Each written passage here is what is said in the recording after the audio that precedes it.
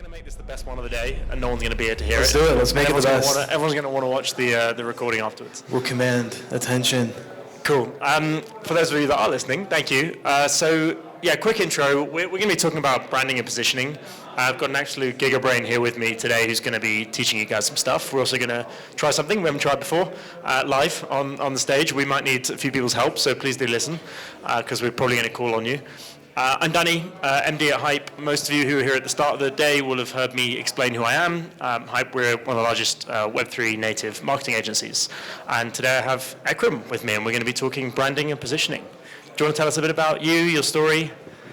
Yeah, sure. My name is Akram. I am the CMO at Celestia Foundation, and I think a lot about brand positioning, strategic communications, PR. That's my cup of tea. Nice. So, okay, first thing we're going to do before we dive into anything, because I get asked this a lot, I'm sure you do.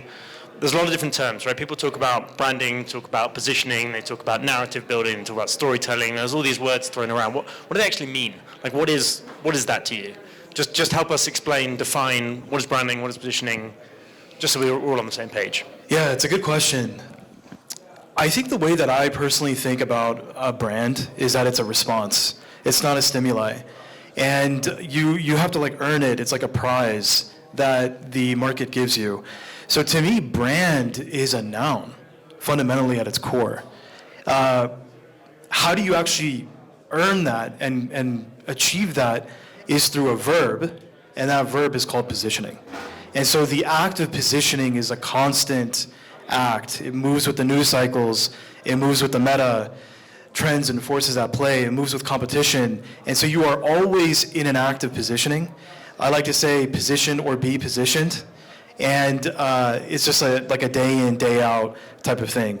Over a long period of time, you earn a brand, for better or for worse, and that could be on the negative side or the positive side. And I think in crypto, there's just nothing more fierce than just building a brand and positioning compared to Web 2, for example. Interesting. So I agree, and I think one of my favorite things is frameworks, right? I'm a real sucker for a framework or some kind of visual, whether it's like a pyramid and a hierarchy or whether it's the trilemma. I feel like people really buy into these things. As marketers, it's really easy to sell. I think brands, it's really good for them to just sort of explain your positioning sometimes.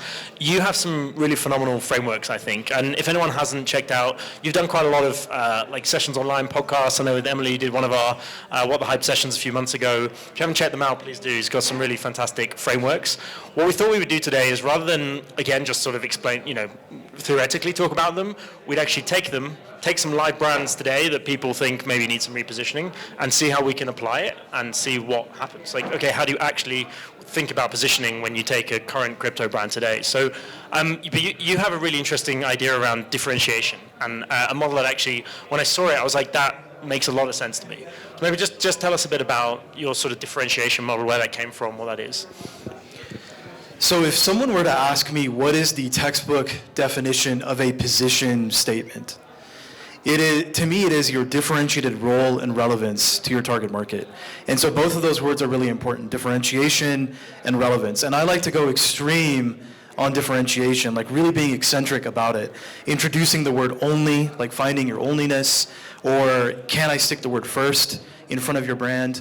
Those are some things that I think about. But there's a framework that I've been thinking about recently, and it kind of stems with my background. For years, I used to work for a woman named Andy who launched the Macintosh with Steve Jobs, and I apprenticed for her for a number of years, and she had this framework where almost all companies can be distilled into product, concept, or customer, as she called it. And it's not that it came at the expense of other frameworks, at the expense of other angles in that framework. But you have like this dominant angle to it. Now, when I got into crypto, I learned that, yes, concept is definitely there. That's what Celestia took to market pre-mainnet. We introduced the modular blockchain, we marketed that concept, we created a new market category, and that's what we took to mainnet. Post-mainnet, we moved to product centricity. And at its core, Celestia, and it's really authentic, we are all about a really good product. Now, if you take a look at Optimism, Barachain, Monad, these projects are all community first. And like, I think that's the big change when you move from Web 2 to Web 3, that this framework, you can change customer to community. And like, I think really building a community is a whole art in crypto. So when I think of Solana, I think of product centricity. When I think of Celestia, product. When I think of story, I think of concept. They took the IP concept and just launched their mainnet. It'll be interesting to see where they go from here, whether they go product or more into community. And I do think that it's almost like a fork in the road. So at a high level, when it comes to differentiation, I can almost label whether this project is product first, concept first, and or community first. That's interesting. I was actually going to touch on this later, but you kind of mentioned it. So this idea of a pre and post token launch, pre and post mainnet, I think actually the last talk just up there was really interesting as well, talking about how founders handle TGs and token launches. How does it change? I mean, you've Celestia gone from pre and post, right? How does it change? How should founders, how should marketers think about a brand pre-launch, as it were, pre-token and post-token? Yeah. And apologies, I didn't prep you for that, but it's a genuine question. Yeah, it's a good question. So crypto is such an interesting space. You can achieve narrative market fit before product market fit. And you can get away with a lot before mainnet. And so I would say pre-mainnet, getting away and introducing a concept and really focusing on that is largely, I think, what I would focus on. And the way that I see that is that you either A, create a cult of personality, or B, you position the whole thing as the next big thing. So pre-mainnet, you're just marketing this narrative, and then you hit mainnet. And you'll have like a really good publicity moment. It's almost like being the new kid at school. Everyone kind of like looks at you, and you have that riz. But that riz dies out pretty darn quickly. And you are faced with showing, not telling. And I think that is the major shift that happens after a TGE event, after a mainnet, which is what exactly is being built on this blockchain? And is it real? Like, is it vaporware, or is there actually some real substance here? And the more you get away from mainnet, the degrees of freedom just drop by the day. And I think, looking back at Celestia, we went into full adoption mode, and it was all about new rollups launching on the blockchain. And that's what we focus on, and we just have a very specific sort of strategy on adoption marketing. Awesome, thanks. Okay, so we're talking about frameworks, right? You're definitely a frameworks guy. If anyone hasn't seen already, I think there's a really great session you did. I think it might have been to an incubator or accelerator, and you basically walked everyone through as like, here's the different steps, here's the different frameworks to think about when you're positioning your brand, right? Whether you're a founder or a marketer or whatever. What I wanted to do is take those steps, there's 5, 6, 7 of them, and one at a time, let's just take a real life brand, and let's just actually apply it and see if we can work some stuff out on the fly and see. Maybe the audience can help. I don't know. Yeah. I think this is going to be tricky. Let's do Polygon first. Yeah. Okay. All right. Polygon's cool. Let's do that. So, funnily enough, I get a lot of. I really resonated with the last talk actually, because a lot of my job is talking with either prospects or new clients that just join us, and we get a lot of people like, "Hey, we need a rebrand." Cool. That means so many things. So, what do you mean you need a rebrand? Like, are you unhappy with your logo and name, or like, do you not like your website, or are you positioned wrong, or like, is your tagline? There's a lot to that statement, right? And often people don't even comprehend all that stuff that goes on. What does a rebrand mean? And so I think it's always really interesting to be able to say to someone, well, the question that was asked for, why do you exist, right? I love to throw the Simon Steniek golden circle at people and be like, cool, you're a founder, you're coming to me as an agency to come and help you sell something. If you can't answer why you exist, how do you expect us to even sell what you do, right? And so you have a really interesting method as well. You've got your 4 questions that you always ask. So can you tell us just a little bit about those questions, how that approach applies? What's the first thing you do at that stage? And then we'll take Polygon and we'll see what happens. Sure. I separate brand positioning into a left and a right brain act. Not all marketers agree with me on this. I think it's a contrarian point of view to separate positioning from branding in the sense where positioning is rational and branding is emotional. So at the end of the day, there needs to be a very cerebral, no bullshit articulation of who you are, why you matter, why you, why now. And each of those are very important in the left brain act. And positioning is in relation to what else is already in the mind share of who you're speaking to. And so sometimes you can hijack attention from a juggernaut that has extreme attention. Sometimes you can create almost like a twin tower strategy where you deposition two players and then you be the third one. Other times you can triangulate. And so in coming up with a strategic position, I'm constantly looking at the market and how it's moving and the key players that are there. So at the end of the day, you figure that out first. And my opinion is that you position first and then you focus on branding. So positioning, so once you figure that out, you need to be able to distill it into what I call a mind virus. So Polygon, for example, I think I was just on their website earlier this morning, and it says Web3, aggregated. That to me is an absolute dog shit position. And I'll tell you why. Because the word aggregated falls into what I call the pluggability trap. And some of you guys may know this, but when I first met the Lazy Ledger team at the time, the dominant sort of language was we were pluggable, and pluggable was the main sort of messaging. And so I'm just like, how the hell do you market pluggable? Imagine if I was like, hey, come to the Pluggable Summit or Pluggable Meetups. You can't really build a brand around pluggable. You cannot really build a brand around aggregated. But you can around the word modular. You can around the word real time. You can around much more mind virus type of framings. And so I think that's the strategic art of positioning, which is figuring out those four questions or the answers to that, and then finding and pinning down a strategic mind virus that checks through a lot of check boxes. One, can I get it on the swag? Can I get this on the billboards? Can I have podcasters introduce it on the timeline? Can I see it in Twitter banners? Like, it should run through the full gamut of marketing collateral and really just get super visible. So aggregated, I don't know. I mean, I just don't see that thing flying. I don't know if anyone here's from Polygon. I mean, we don't want to shit on Polygon, but when Aglair came, we had a funny thing internally about Aglair. Actually, I'm not going to say it because we're in public. But if anyone wants to know, maybe I'll tell you later. Okay, so cool. So first and foremost, we look at the positioning and we say, why does this thing exist? What is it? What is the thing that's actually going to matter to people? What's something we can build a moat around? You then talk about, often you talk about like the category, right? The concept of, okay, are we building a new category here? Or is this an existing category that we're going to go into that's going to be competitive? So if we stick with Polygon, right? Let's say you've just been put in charge of a rebranding for Polygon. Where do you position them? Like, how do you think about Polygon today? Would you say to them, hey, like, let's go and find a completely new category. Let's create a new thing for you guys, or actually, you guys are this, and therefore you have to live here, and that's a whole nother ballgame.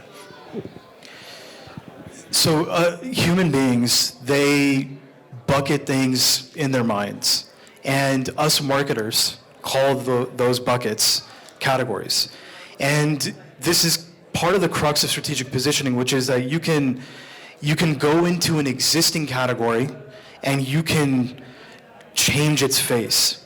And part of that is trying to decide if that category is even worth jumping into. A lot of times I see folks jumping into an existing category and the entire category is on a one-way ticket to irrelevance in like 6 months. There's absolutely no point in jumping into a category that's going to die. Another way to synonymize a category is just like to trying to decide what sandbox you play in. So whether Polygon decides to create a new sandbox, jump into an existing sandbox, it's tough to tell, but I would say it hinges on the desire to teach the category. So if you are a category creator, number one, you need to frame the problem correctly.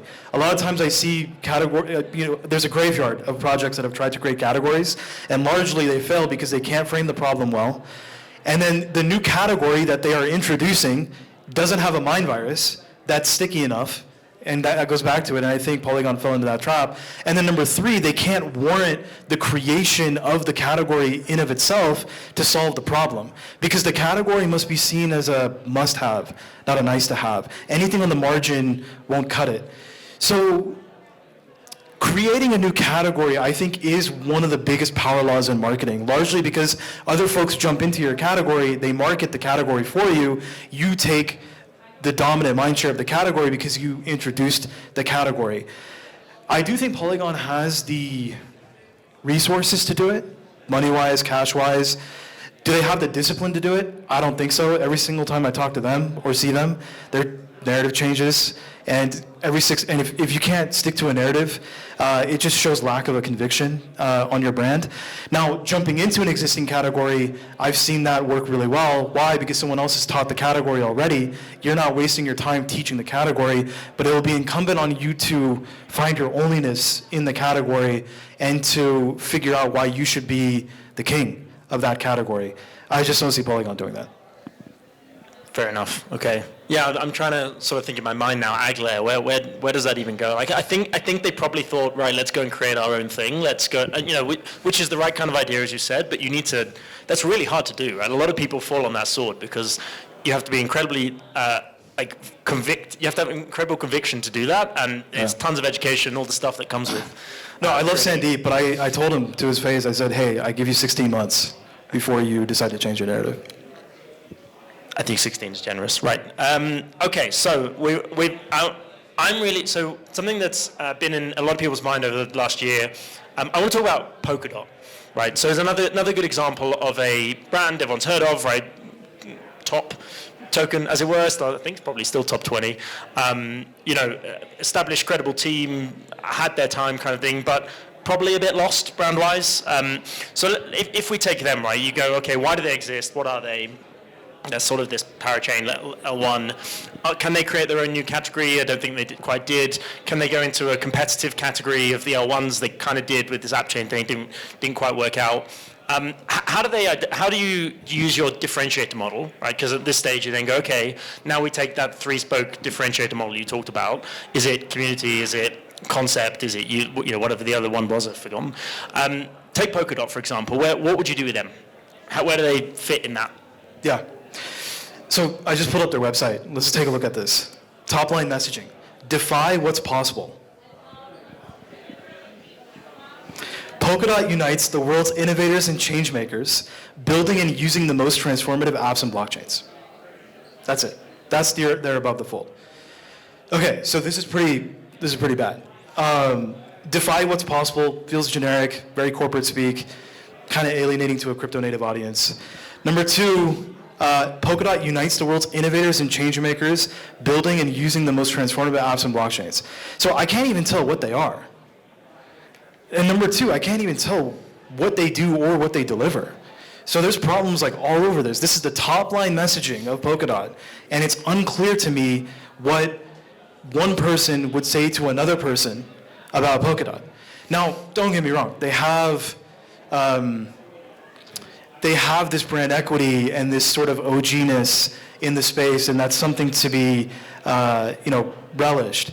But yeah, I think if I was in their shoes, either A, you introduce a new concept that goes in two ways, redefines the existing category, or B, creates a new category. And then if you can't do that, you're just going to have to build a community off of some emotional center. And that's like an interesting thing to think about. I've seen a lot of brands where the product isn't that obvious, but the emotional gravity of the brand is really, really strong, and you can get away with that. So I would say you might have to take the community angle if you can't really figure out how to redefine and or create a new category if you're Polkadot. Interesting. With Polkadot, so we're not here to just shit on large projects. That wasn't the idea of this session. It's turning into that. I wonder, what about like the user base? Because for me, as you said, Polkadot, like it's got the credibility, it's Lindy, it's been around, right? They have this sort of institutional thing going on. Maybe their win is like, let's go B2B, let's not try and play in that space because we're kind of, people make a mockery of what we've been doing. So let's go and talk to serious people with serious company, and maybe that's how they win. Maybe that. So like, what would that be in your user or product arm of that differentiator model? Yeah, probably product. Yeah. Okay. Interesting. Okay. Cool. So By the way, one thing that I think I've been thinking about too when it comes to positioning, you can almost think about it as like a pyramid. And I got this from Michael Saylor.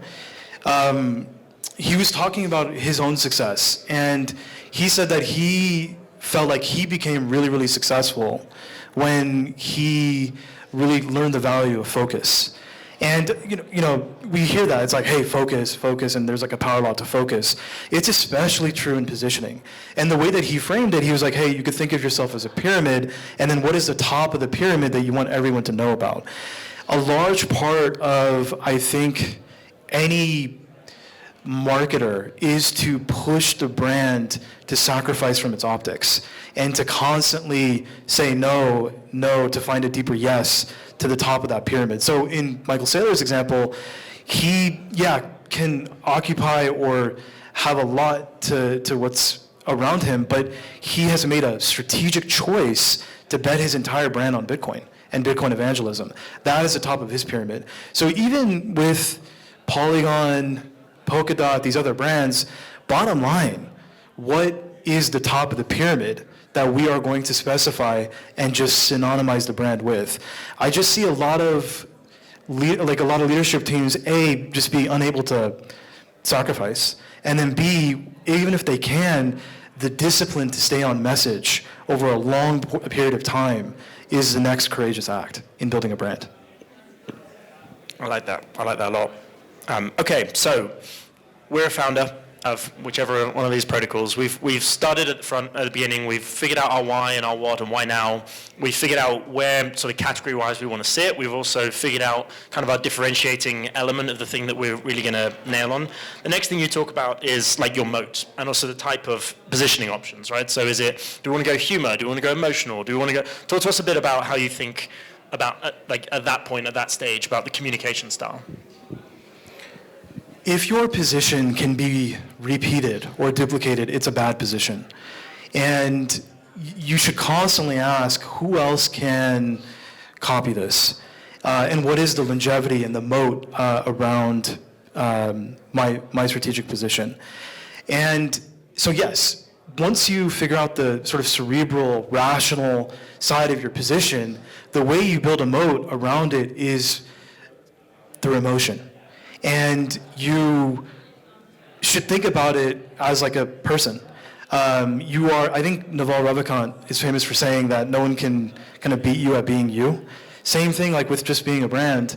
One of the questions that I constantly ask is that if your brand were a person, what personality characteristics would they have? Another question that I like to ask is, if we were to film a commercial on behalf of the brand next week, what famous person, dead or alive, should we put in that commercial that would be most on brand?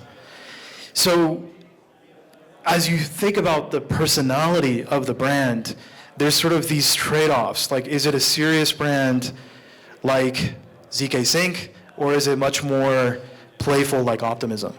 Are you spontaneous like Monad, or are you much more methodical and composed like Celestia? Are you kind of rebellious like Mega ETH, or are you kind of follow the rules sort of like maybe a Succinct, for example? These are sort of the framings of it, but I think one is personality, and then number two is selecting a really strategic brand driver.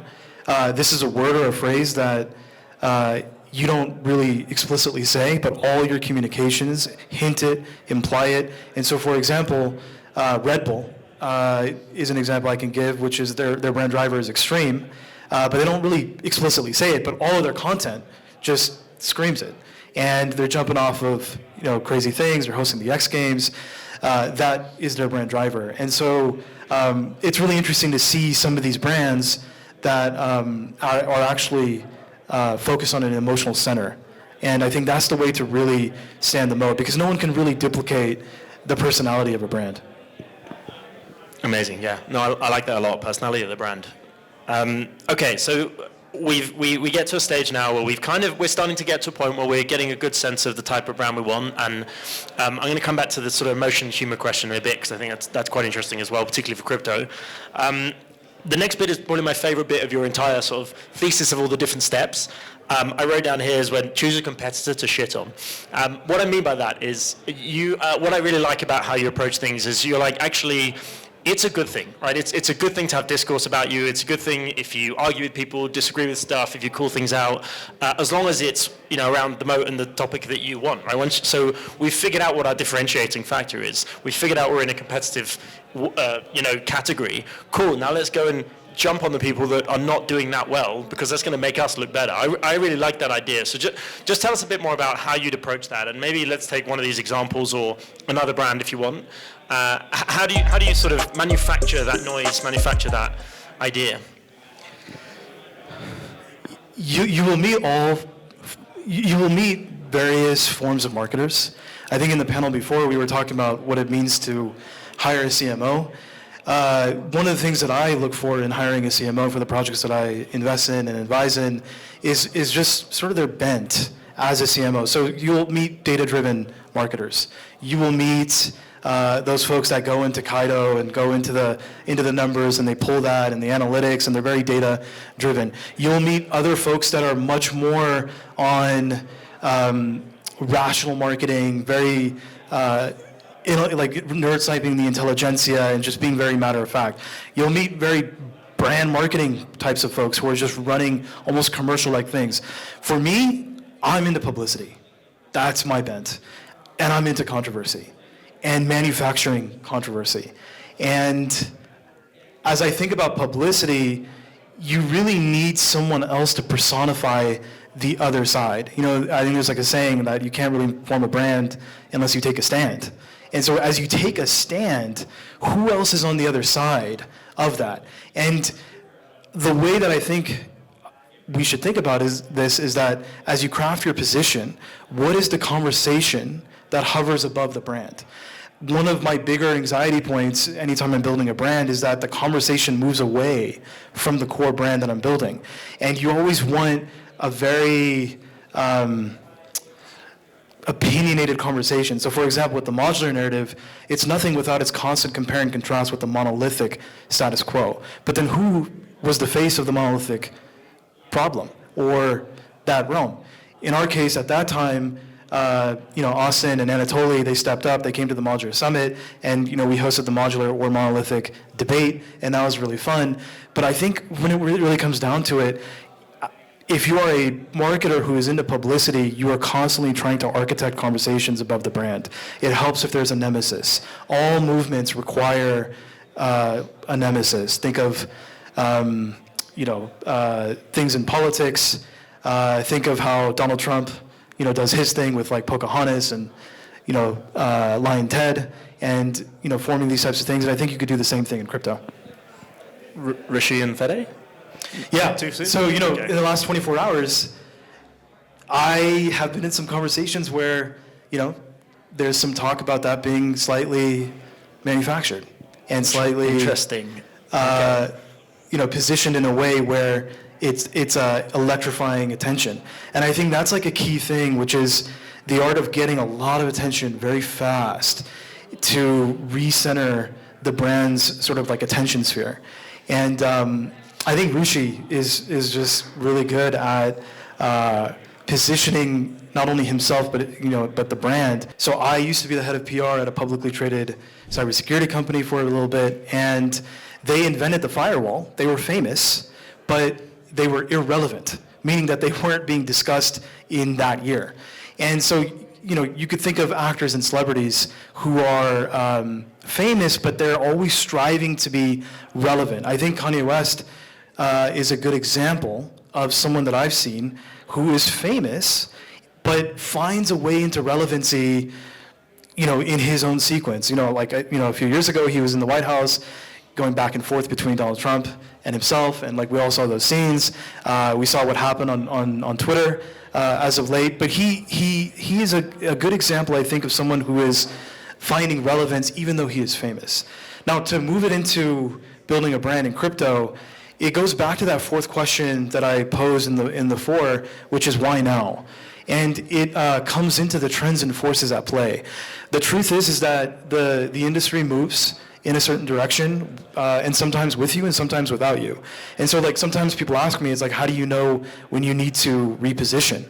You know you need to reposition when the conversation has moved away from you. So then you find relevance to the conversations that are happening in that very moment. Now, if you are strategic, you're thinking about where the conversation is going to go a year from now, 2 years from now, 5 years from now, and you kind of skate to where the puck is going. But yeah, the question I think to ask is why is now special? And what makes it very timely for me to be discussed? And how am I constantly triggered in word of mouth?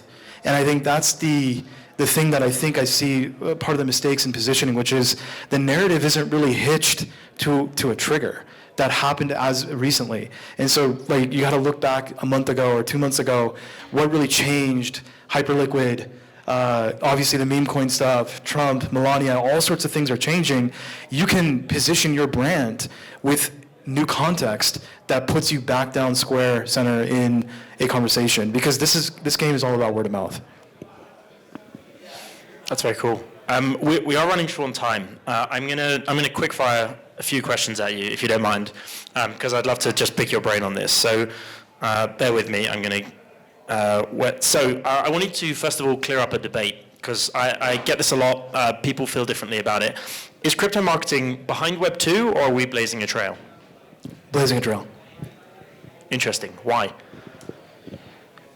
I think a lot of the playbook. So I spent my early 20s just being in Web 2 in the Bay Area, and when you take a lot of those playbooks and move them into Web 3, it doesn't neatly transfer over, and you have to tweak it, and the power laws and the dynamics are much different. And so every time I see a Web 2 marketer who's going into Web 3, I'm actually looking for their ability to unlearn some of the stuff that they picked up in their Web 2 days.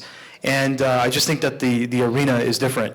And because of that, I think that all of us here at this event, the Safari Summit, are on the bleeding edge of crypto marketing. And some of the frameworks, the things that are working, not working, we're seeing some of these brands launch for the first time.